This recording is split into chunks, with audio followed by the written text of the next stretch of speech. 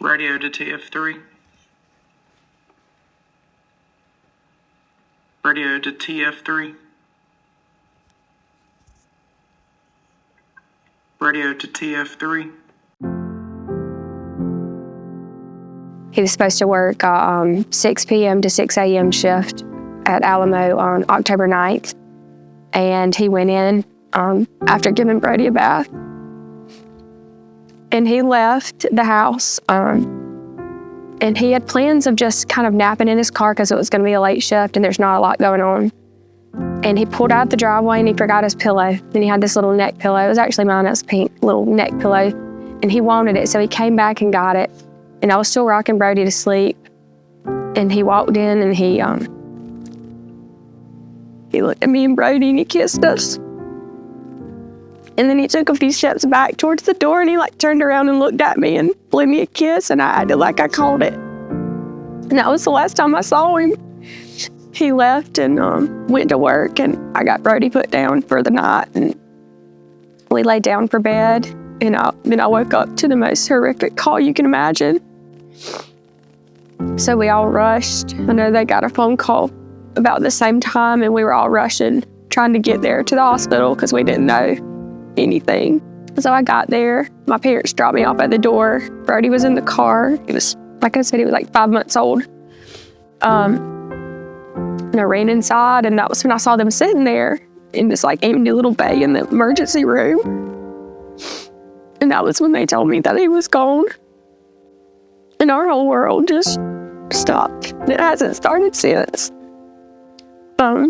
We pretty much just, you live every day because you have to. And, we have Brodi, and we're so thankful for him. And he looks so much like his daddy, and he's so sweet and hilarious, just like Dylan.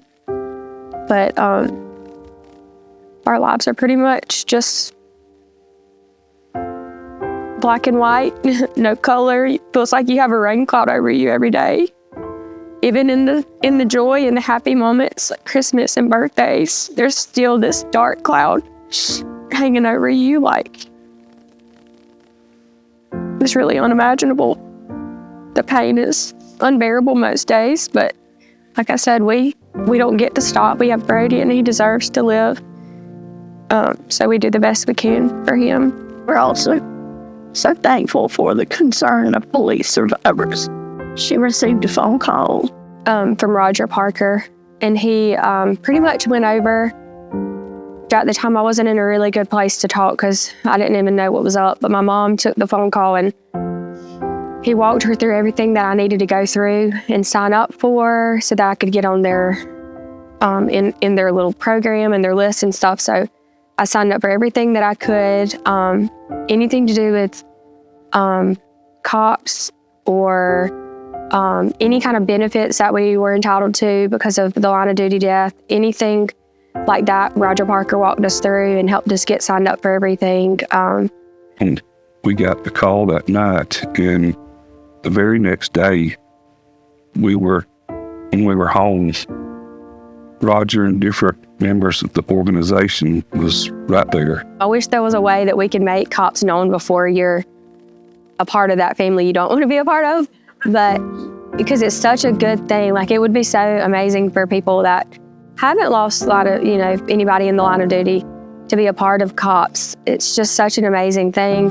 I wish me and Dylan had known about it prior to everything happening so that we could have helped and done our part.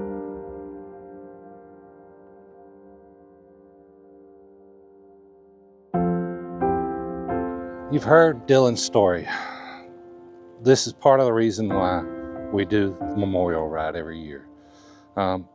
We want to invite everyone to come honor him and all the other fallen law enforcement officers in the state of Georgia. On April the 26th, registration is going to start at 9 a.m. at the Harley shop in Macon, Georgia. Kickstands will be up at 12.